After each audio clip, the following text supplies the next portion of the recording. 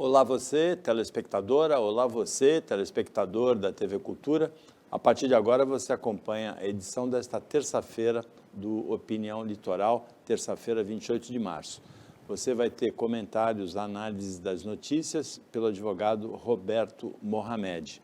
Uma primeira notícia é bem interessante. A Baixada Santista é a região do estado de São Paulo onde a proporção de mulheres de mais de 60 anos em relação aos homens de mais de 60 anos é maior, é muito maior que nas outras regiões. Para cada 100 homens maiores de 60 na Baixada, existem 141 mulheres maiores de 60. Um outro dado interessante desse estudo da Fundação SEAD é que em 2000, a população 60 a mais na Baixada era 10,7%, agora é mais de que 17%. Então, deu um salto aqui a nossa região na população maior de 60 anos. Mohamed, boa tarde. Boa tarde, Paulo. É engraçado isso, e eu vou até usar para fazer um link que vai explicar algumas consequências dessa questão.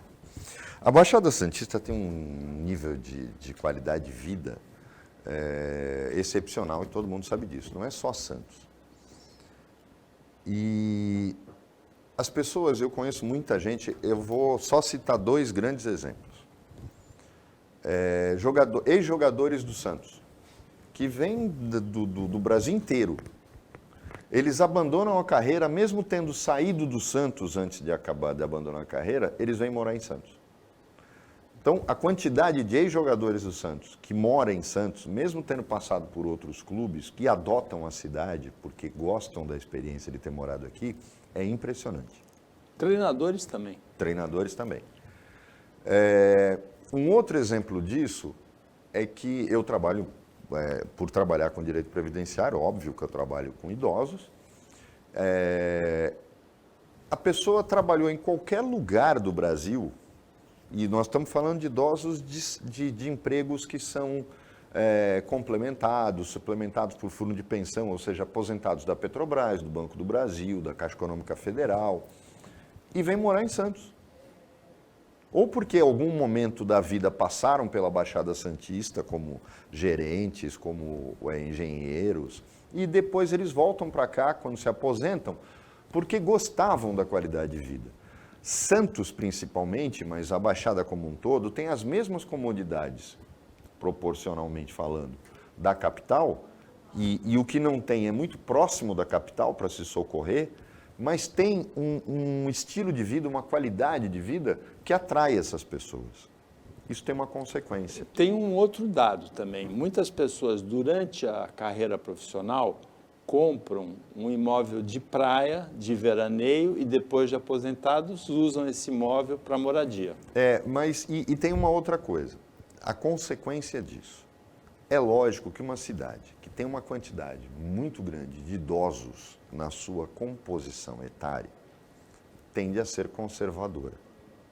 E Santos, que já foi chamada de um dia a Moscou brasileira, mudou completamente o seu perfil. Completamente. Tanto que foi a vitória do Bolsonaro aqui.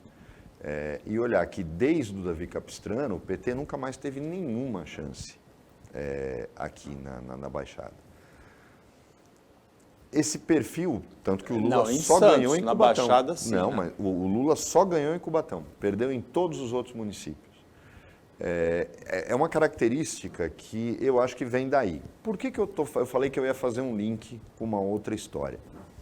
Porque esse fenômeno que ocorre na Baixada Santista, nos Estados Unidos, ocorre em um estado. Tem um estado americano que tem exatamente essa característica da Baixada Santista, é a Flórida. Para quem vai para a Disney, por exemplo, se espanta, olha como tem velhinho trabalhando, né? Os idosos trabalhando, a Disney dá. São aposentados que voltam a trabalhar, igualzinho acontece aqui no Brasil. E a Disney não contrata os idosos porque ela tem uma política legal, porque os caras da Disney são legais. Os caras da Disney não valem nada. É uma mão de obra mais barata. E como a Disney é preconceituosa e tem preconceito contra latino, que é uma população muito grande também na Flórida, ela prefere contratar aposentados, que sai mais barato para ela, e aí você chega, por exemplo, nos parques, você vê aquela quantidade daqueles daqueles idosos de 1,90 m de altura, vermelhões, com cabelo branco, chapéu, e que olham para a gente como a sola do sapato do Mickey. Essa característica explica um fenômeno que acontece aqui na Baixada e que a gente viu acontecer esta semana na Flórida. Uma diretora de uma escola pública foi demitida porque mostrou para os alunos uma foto da obra-prima de Michelangelo chamada Davi. Se o Davidson puder mostrar a estátua, alguns pais reagiram violentamente quando os filhos mostraram isso, dizendo que era pornografia. Gente, dizer que uma obra de Michelangelo é pornografia, para vocês verem o grau de ignorância que o conservadorismo provoca, porque isso é ignorância.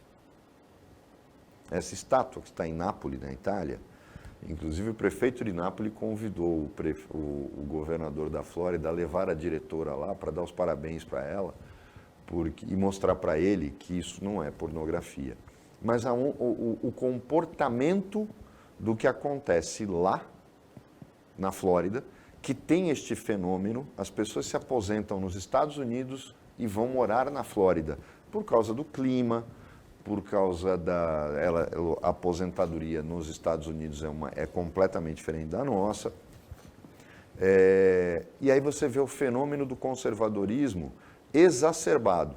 Enquanto a Califórnia, são os dois maiores colégios eleitorais dos Estados Unidos, enquanto a Califórnia é predominantemente democrata e nunca mudou, a Flórida, que deveria ser um estado acolhedor para latinos, com uma rejeição grande a tudo aquilo que um Trump, por exemplo, significa, sempre foi republicana.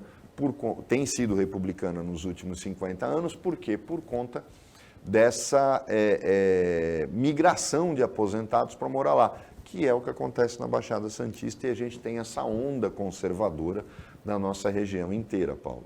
É curioso como algumas coisas de lá servem para que a gente entenda a ignorância coletiva que nós temos vivido no Brasil, que não é só aqui. Os Estados Unidos estão passando por um processo muito semelhante ao nosso em relação a essa onda conservadora. Tanto que o principal concorrente do Trump na vaga dos republicanos para a presidência é o governador da Flórida, que dizem é pior que o Trump. DeSantis, né? A tramitação de medidas provisórias no Congresso, ela está paralisada, e isso, de uma certa maneira, paralisa o governo federal, porque a estrutura do governo foi passada para o Congresso por medida provisória, o Minha Casa Minha Vida, vários programas importantes foram passados por medida provisória. Agora, a paralisação é completamente absurda. Ontem, o senador Eduardo Braga, do PMDB do Amazonas, ele deixou nua a questão. Ele disse assim, a Constituição determina que as comissões mistas, Senado e Câmara, tenham 12 senadores e 12 deputados. E também determina que a admissibilidade de uma medida provisória é determinada, é resolvida pelo presidente do Senado. Está claro lá escrito na Constituição. Quer mudar isso? Manda uma PEC, uma proposta de emenda constitucional. O presidente da Câmara, Arthur Lira, está querendo mudar isso meio na marra, mas ele jurou cumprir a Constituição, não jurou quando toma posse no mandato? Então, Paulo, ele só não jurou ser honesto. O Arthur Lira representa aquilo de mais podre que a gente tem na política. Ele é podre. Arthur Lira, o presidente de do Congresso, da Câmara dos Deputados, tem uma sede de poder que todo bandido tem. Ele quer mandar. Porque ele é discípulo do Eduardo Cunha. Ele é discípulo do Eduardo Cunha. E aquilo que o Eduardo Cunha não conseguiu, o Arthur Lira quer. E quanto mais ele está ganhando, mais poder ele quer. Só que ele já está chegando num ponto que está ultrapassando todos os limites. Ele não é primeiro-ministro, ele é presidente da Câmara. Num país que tem um Congresso bicameral, com atribuições definidas na Constituição. Mas é difícil acreditar que ele lá tenha lido a Constituição, né? O máximo que o Lira leu foi o Manual dos Irmãos Metralha, só isso. É a leitura mais próxima do que mais sofisticada que ele já tenha lido. O Lira representa aquilo que nós temos de podre, mal cheiroso na política, um cara que ele cheira mal. E, infelizmente, é o presidente da Câmara, porque o Congresso como um todo, na sua grande maioria, é gente que cheira mal. E aí a gente tem um cara desse, como presidente da Câmara, paralisando o país por conta do que ele entende ser poder que ele deve ter. E ele vai querer mandar no governo e tal. Eu estou prevendo, e já faz tempo isso, que a gente vai ter um sério impasse institucional entre o governo Lula e a Câmara dos Deputados. O Lula tem que acordar, e eu acho que tem uma hora... Não havia saída em relação à eleição para a presidência da Câmara, ia ser o Lira. Não tinha jeito. O poder dele, de um Congresso medíocre, é lógico que o poder dele se espalha na comprinha, né? Ele compra no atacado deputados medíocres. Mas o PT não tinha saída. Lutar contra o Lira seria suicídio. Que foi o que a Dilma tentou contra o Eduardo Cunha e aí aconteceu o que aconteceu. O problema todo, e é preciso entender isso, todo bandidinho deste naipe é vingativo, é rancoroso, e aí está o problema do Lira. Agora, o governo tem que se preparar, Paulo, porque vai ter o confronto. E vai ser esse ano. Pode escrever o que eu estou falando. Vai haver um confronto entre o Lira e, por sorte, o Senado, porque o Lira também não sabe disso. Há possibilidade de que o Lira tome um tombo, justamente porque o Rodrigo Pacheco, além de ser um cara equilibrado, já viu que o Lira é inimigo dele. Então é simples. Governo e Senado, junto com o Supremo Tribunal Federal, podem acabar com a festa do Lira. O Lira não entendeu isso ainda, mas vai entender até o final do ano. Escreva o que eu estou falando e podem me cobrar. Mohamed, ontem o país todo e talvez até uma parte do mundo tenha ficado abalado com a notícia da agressão numa escola de São Paulo. Um adolescente de 13 anos, armado com uma faca e uma tesoura, atacou professoras e colegas. Ele matou uma professora de 71 anos, ele esfaqueou outras 3 professoras e um colega, dois colegas deixou feridos. Aí é o momento em que ele é imobilizado e a arma é retirada da mão dele. Ele tinha avisado numa comunidade do Twitter que ia promover uma agressão, uma comunidade do Twitter que exalta feitos desse tipo, assim, massacres como o de Suzano, como o da Aracruz. Agora, como é que a gente pode evitar isso, né? Porque esse adolescente, ele tinha sido expulso da escola anterior e a escola anterior registrou um boletim de ocorrência 1 mês antes disso, por ameaças, por violência, por brigas. Então, Paulo, eu entendo, hoje eu concordo muito pouco com os companheiros aqui da TV Cultura Litoral, que tem um programa que passa em outro horário da gente, eu não sei se é o Jornal da Cultura Litoral,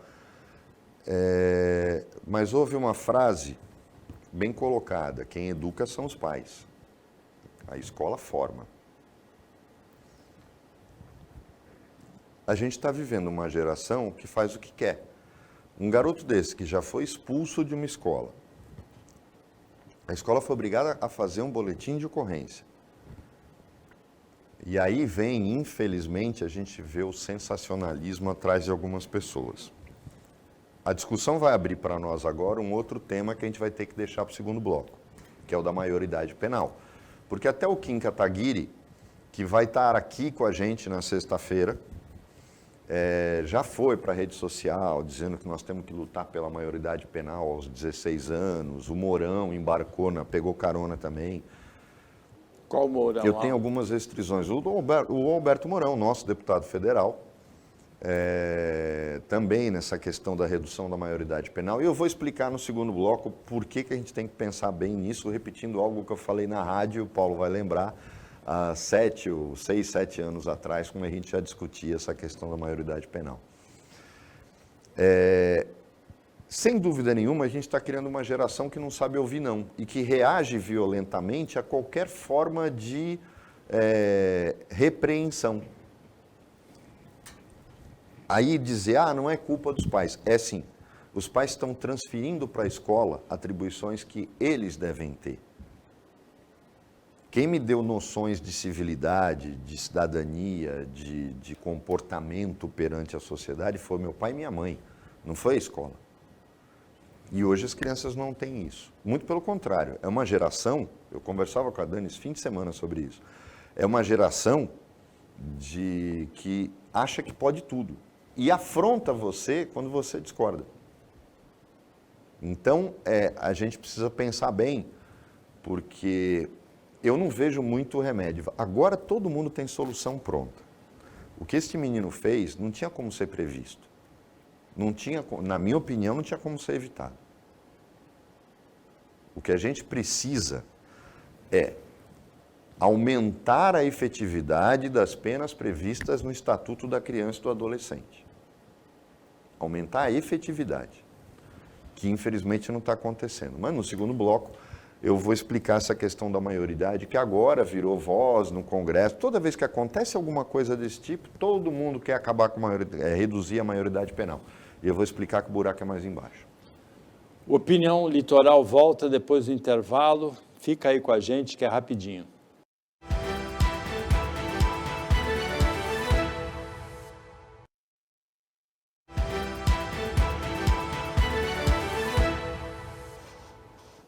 Voltando com a Opinião Litoral, nesta terça-feira, quem está analisando as notícias com você é o advogado Roberto Mohamed. A notícia que chocou o país foi ontem a da agressão do adolescente de 30 anos que matou uma professora de 71, feriu outras 3 professoras e mais 2 alunos antes de ser desarmado, programou isso. Tem uma comunidade no Twitter onde ele foi exaltado logo depois desse atentado. E as escolas estaduais, Mohamed, elas estão sem acompanhamento psicológico desde fevereiro. Depois da pandemia, passou a ser um atendimento psicológico virtual. No começo desse novo governo, suspendeu esse atendimento. O secretário ontem prometeu 150 mil horas de acompanhamento psicológico, mas ainda não operacionalizou isso.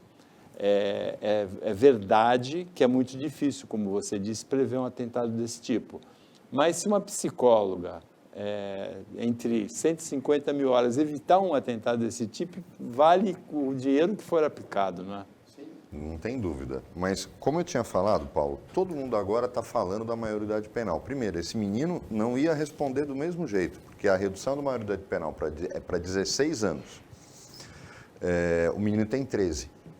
Então, ele não iria ser punido de qualquer maneira. Você vê como eles dão soluções despropositadas, né? Esse é o Congresso Nacional. Ridículo e medíocre. Não é hora agora de ficar se discutindo isso. Por que eu sou reticente em relação à maioridade penal? Paulo vai lembrar desta frase, que eu disse há uns 7 anos, mais ou menos, no jornal, na rádio, na época que nós estávamos na Mix. A gente não consegue prender nem os maiores. Aí querem reduzir a maioridade penal para começar a prender os menores. Por trás de todo menor tem um maior. Pode ter certeza disso.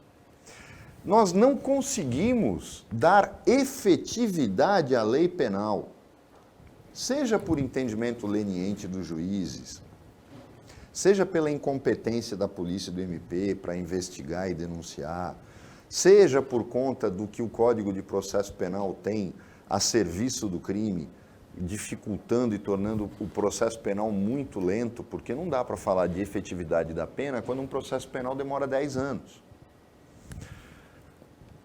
É preciso que a gente tenha, primeiro, mecanismos para punir efetivamente todos os maiores de idade. Depois, a gente se preocupa com essa molecada de 16 a 18. Porque se você tem efetividade na punição do maior de idade, e você tiver meios de aplicação das penalidades previstas no Estatuto da Criança e do Adolescente, você consegue resolver o problema. Eu não vejo um projeto, não adianta fazer um projeto de emenda constitucional para reduzir a maioridade penal, como se isso da noite para o dia fosse resolver alguma coisa. A gente não consegue prender os maiores de idade, vamos prender os menores? O judiciário não vai continuar não condenando. O que nós temos que ter é efetividade no cumprimento da pena e efetividade no processo penal, que ele comece e termine. E que você tenha punição. Ao invés de lotar cadeia com crimes menores, nós temos que começar a separar crimes puramente patrimoniais, poderiam ser punidos com multa, mas multas calculadas de acordo com o dano, não o que acontece hoje. Eu vou dar um exemplo. O crime de estelionato. O crime de estelionato pode até provocar a morte. Por quê? Porque uma pessoa, imagine um idoso que perde todas as suas economias num golpe e tem um ataque do coração, que foi decorrente justamente disso. Mas o que é mais efetivo para punir o estelionatário? Ou quem faz, ou quem comete a apropriação indébita ou fraude? Não é muito mais efetivo você aplicar penas de multa, mas realistas, não R$500. O cara causou um dano de 1 milhão, Paulo, a multa tem que ser de 2. O cara desviou 15 milhões, ele tem que pagar 30. No Brasil, há limite. O STJ tem até tabela para dano moral. Isso, para mim, é inconcebível.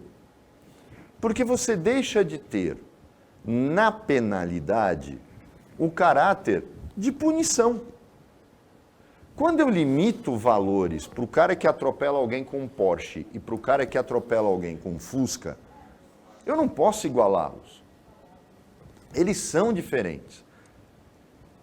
A lei é igual para todos, mas ela tem que tratar na proporcionalidade da capacidade de pagamento e para que isso torne efetiva a punição. Então, a situação hoje é muito mais complexa do que esses deputados oportunistas estão indo para a televisão defendendo a maioridade penal aos 16. Como eu disse, não se aplicaria a esse caso, o menino tem 13 anos, e a gente não consegue punir nem todos os maiores. Então a gente precisa ter um pouco mais de parcimônia quando está analisando as coisas, e não se perder no oportunismo barato. Eu acho que essa é a grande preocupação do que aconteceu nessa escola. Um estudo da Unicamp mostra que de 2002 até agora foram 23 ataques violentos em escolas, pelo menos, onde morreram 24 alunos, 4 professores e 2 profissionais de educação. Então, são 30 mortes nesse período de 2002 para cá. É um estudo do Instituto de Estudos Avançados, uma pesquisa do Instituto de Estudos Avançados da Unicamp. A pesquisadora Thelma Vinha, ela falou assim, vai acontecer de novo. A gente só não sabe onde e quando, mas vai acontecer de novo. Eu não tenho dúvida que isso vai. E que isso pode ser evitado mediante um acompanhamento muito observador assim, do comportamento dos alunos. Mas a gente não tem estrutura dessa nas escolas públicas. Nas escolas particulares tem, mas nas escolas públicas não tem. O secretário estadual de Educação disse ontem que está em processo de contratação essas 150 mil horas de acompanhamento psicológico. O grande problema é que, por exemplo, em São Paulo, que é onde acontece a maior parte, tudo é muito gigantesco, Paulo. Por exemplo, você vai falar de polícia militar, efetivo policial.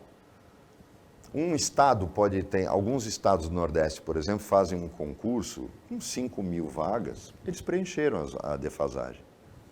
Em São Paulo, você tem quase que dobrar o efetivo da polícia. A polícia está tão desfalcada que até a fixação do seu efetivo é abaixo para não ficar provocando pedido. A PM de São Paulo tem um efetivo de 79.943 policiais. Quanto? Quase 80 mil policiais. E ela já teve mais de 100. Eu consultei agora aqui. Então você vê a defasagem que é. Só que aí entra aquele negócio. A polícia militar, né? Então, querem aumento. Aí você vai dar um aumento para eles. Isso já impede a contratação. A Polícia Militar do Estado de São Paulo tinha que ter um efetivo superior a 100 mil homens. É porque esse é o menor mais efetivo, desde o Mário Covas, é o menor efetivo. E tem mais uma outra coisa. Quando eu falei aqui da efetividade da pena, a gente não consegue punir os maiores de idade. Como é que a gente vai querer punir os menores de idade? A Polícia Civil, esta defasagem, Paulo, é muito mais terrível na Polícia Civil. Houve um processo de desmonte da Polícia Civil no estado de São Paulo. Desmonte, provocado. Provocado, proposital, no governo Dória. Matou de vez. É lógico, isso já vinha de antes. Não vamos excluir a responsabilidade, por exemplo, do Alckmin, nesse processo de desmonte da Polícia Civil.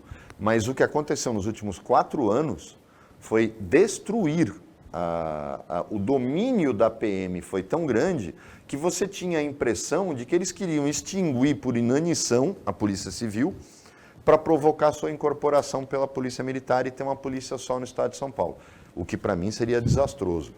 Eu acho que tem que ter uma polícia só, mas ela tem que ser civil e não militar. Polícia militar é uma coisa que eu não consigo conceber. E isso eu já estava explicando no programa em que a gente falou do que é a Guarda Nacional nos Estados Unidos. A Guarda Nacional não é uma instituição. A Guarda Nacional é cada estado tem a sua Guarda Nacional. E o que é a Guarda Nacional americana? As Guardas Nacionais americanas. Elas são a versão americana da PM.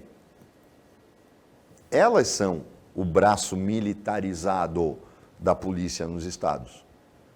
Só que as polícias, e lá você tem polícia estadual e municipal, as polícias são civis. Elas até usam a expressão sargento, tenente, capitão, mas é capitão de polícia, tenente de polícia, sargento de polícia. E a gente podia usar isso aqui também, mas polícia lá é civil. Ela anda fardada, ela tem academia, mas ela é civil. E outra, você não entra pela polícia por cima. Isso é um erro que no Brasil tinha que acabar e não vai acabar nunca, por causa do corporativismo. Eu sempre achei um absurdo, Paulo, concurso para delegado. Concurso público para delegado de polícia. Por quê? Porque, para mim, polícia é carreira. Ela não pode ser... É diferente, por exemplo, quando você fala de academia militar... chegaria a delegado. Exato. Quando você fala de academia militar, é uma outra questão. Por quê? Porque é justamente aí, um exército, por exemplo, como o nosso, forças armadas como as nossas, que tem conscritos, que são os jovens com 18 anos que se alistam. O que é as forças profissionais? Você tem um número de vagas para soldados profissionais que é muito pequeno, são os cabos, os soldados profissionais, mas você tem que ter, o cara não está entrando por cima à toa, é que o corpo profissional é formado, que são os oficiais e os sargentos. Tem escola para isso, é diferente. E você tem que ter o cara jovem entrando nisso, porque ele vai fazer a carreira militar. Então, não confundam a coisa. Agora, para mim não há excrescência maior do que essas academias de polícia militar. Você tem um soldado, um cabo, um sargento da polícia militar, que está na rua, que sabe como é que a coisa funciona e vai ser comandado por alguém que entrou numa academia militar, sai como tenente e vai combater o crime. Mandando em gente que sabe o que tem que fazer. Porque polícia é uma coisa, forças armadas são outra completamente diferente. Mas esta confusão que se faz no Brasil de copiar a estrutura militar nas polícias militares é que cria esse problema. Eu estou falando isso, vai ter um monte de oficial da PM cuspindo fogo, só que quando você conhece os caras que são tenentes e capitães que vieram da carreira, porque existe o cara que começou lá como soldado, foi cabo, sargento da PM, chega a tenente e capitão. Se não me engano, capitão é o último cargo que é. Não é tenente, ou é capitão ou é major. Eu conheci. O comportamento dos caras é completamente diferente dos caras que saem da academia. Óbvio que vai chegar um oficial aqui, vai dizer que eu estou falando bobagem, que é isso, que é aquilo. O corporativismo faz você reagir automaticamente. Mas por que eu sou contra concurso público? O delegado de polícia é carreira policial. É carreira policial. Você estaria incentivando os investigadores e escrivães a terem uma carreira limpa para poderem internamente, chegarem a delegados e fazer carreira na polícia. E eles não têm essa chance, só pelo concurso, né? E aí você pega um delegado que acaba de sair da academia, faz concurso, se forma em direito, faz concurso, vai chefiar uma delegacia com uma equipe que tem 30 anos de serviço. É lógico que eles vão engolir o delegado. Então, isso é algo que, infelizmente, a gente não consegue corrigir. A coisa não funciona e a gente não consegue fazer funcionar. Aí é que entra a questão, que eu conversei aqui, você lembra, o da Cunha disse que era de tudo aquilo que a gente conversou. Tem tanta coisa para se resolver sem mexer na maioridade penal e que teria efetividade, e a gente vê agora um monte de deputado demagogo ficar falando de maioridade penal aos 16. Eu acho que é uma questão que tem que ser discutida depois que resolver todo o resto. E ninguém quer resolver. É um caso que é isolado, mas que traduz emblematicamente pelo inusitado, o estado de insegurança em que a gente está, é o que aconteceu sábado no drive-thru do McDonald's de São Vicente. O motorista parou o carro para pegar um sanduíche, fazer um lanche lá no McDonald's. 4 criminosos abordaram, na verdade 5 criminosos, tinha mais um. Levaram o carro dele e ponto final, na fila do drive-thru. A gente comenta depois do intervalo.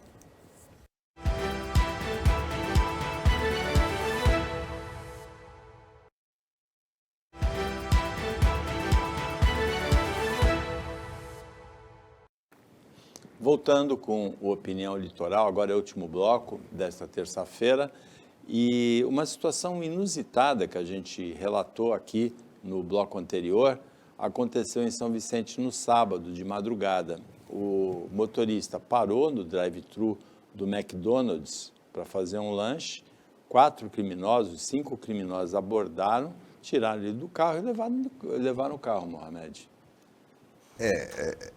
Tem uma situação que ocorre aqui na Baixada, na verdade não é só da Baixada, mas aqui está se tornando uma coisa corrente e que a gente precisa analisar com calma.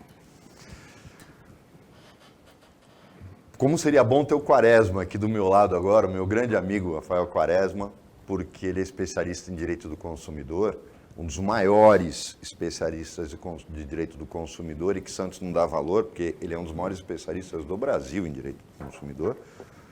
Além de amigos, demos palestras juntos e fizemos, somos mackenzistas de pós-graduação, para ele poder falar sobre isso também. Muita gente confunde que o fato de não se cobrar estacionamento em lanchonetes, restaurantes e supermercados exime de responsabilidade o dono do estabelecimento. Isso é mentira. Primeiro porque o estacionamento, se ele é destinado a quem consome ou compra no local, já está embutido no preço. É serviço prestado. Vamos olhar para a nossa região. Quem já foi no Açaí, que é o antigo Extra da Ana Costa, à noite? Você se sente seguro? Procura um segurança. Procura um único segurança. Tem uma coisa que eu não me conformo, que é o seguinte: achar que câmera resolve o problema de segurança. A câmera é auxiliar. A câmera permite que você monitore para agir imediatamente. Como é que eu ajo imediatamente? Tendo segurança no local. Eu botar uma câmera só, olha, o meu local é seguro. Isso não existe, Paulo. Porque se você não tem como ter efetividade... tem uma câmera, eu aciono a polícia, ela chega meia hora depois. Isso não é efetividade, eu tenho que ter segurança no local. Procurem um segurança no estacionamento do Açaí. Nós vamos longe, menores. Lá no Pão de Açúcar da Ponta da Praia, aquele de Epitácio Pessoa. À noite, pare o carro para ir no supermercado. Não tem um segurança no estacionamento. E a porta da rua de trás, da Epitácio, porque ele é um L, não tem ninguém ali. Você é assaltado dentro do estacionamento do supermercado. Sabe como é que você resolve? E esse problema, isso é responsabilidade do McDonald's. O drive-thru, inclusive, porque é instrumento de trabalho, ele faz parte do conjunto de prestação de serviços do estabelecimento. Adianta ter câmera? Só para a gente ver o que aconteceu, você tem que ter efetividade, é com segurança. Ah, isso vai aumentar o custo? Sinto muito. Só vai acontecer se o judiciário parar de passar a mão na cabeça e punir exemplarmente esse tipo de estabelecimento. Você oferece estacionamento, você é responsável integralmente pelo que acontece lá dentro. Aí você ia ter uma mudança de comportamento, Paulo. Porque, na minha opinião, é inadmissível que alguém entre numa lanchonete, por um drive-thru, e seja assaltado.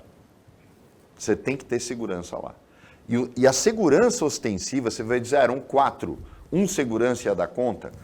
Gente, vamos pensar na logística do assalto. Quando eu vou, é muito simples isso.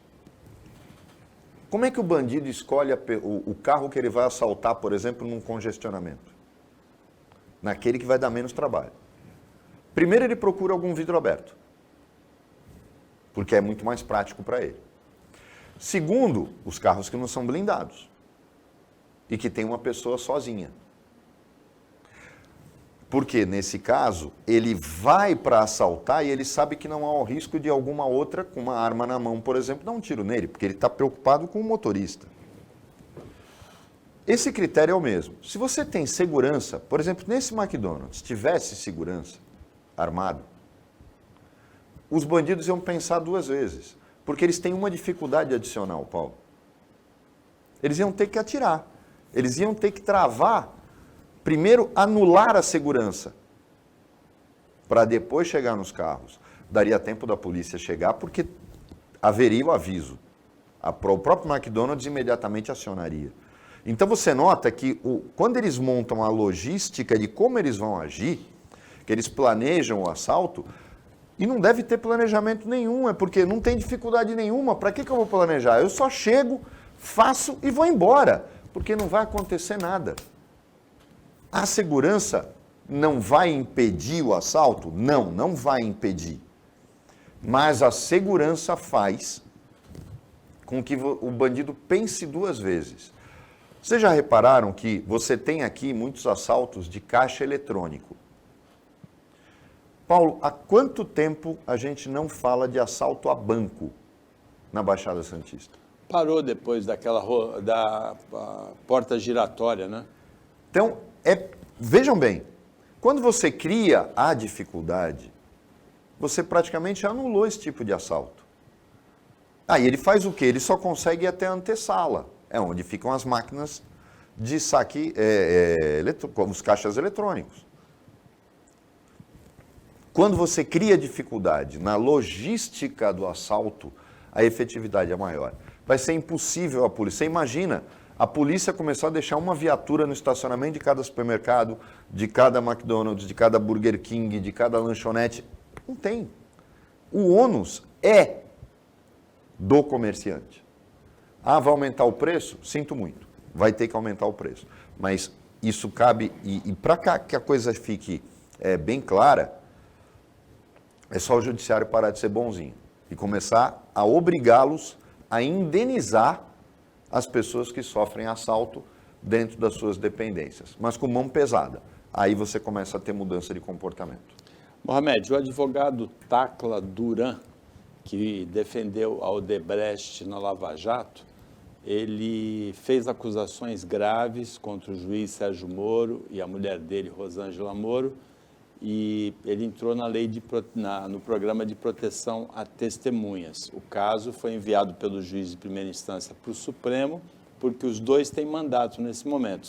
Inclusive é curioso, né? O Sérgio Moro tem mandato de senador pelo Paraná, então o domicílio... A mulher é deputada por São Paulo. E a mulher tem domicílio em São Paulo, é deputada por São Paulo, a Rosângela Moro.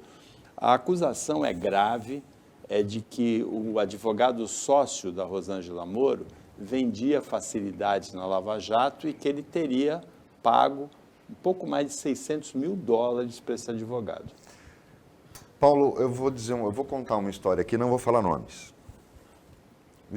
Tem uma ministra do STJ que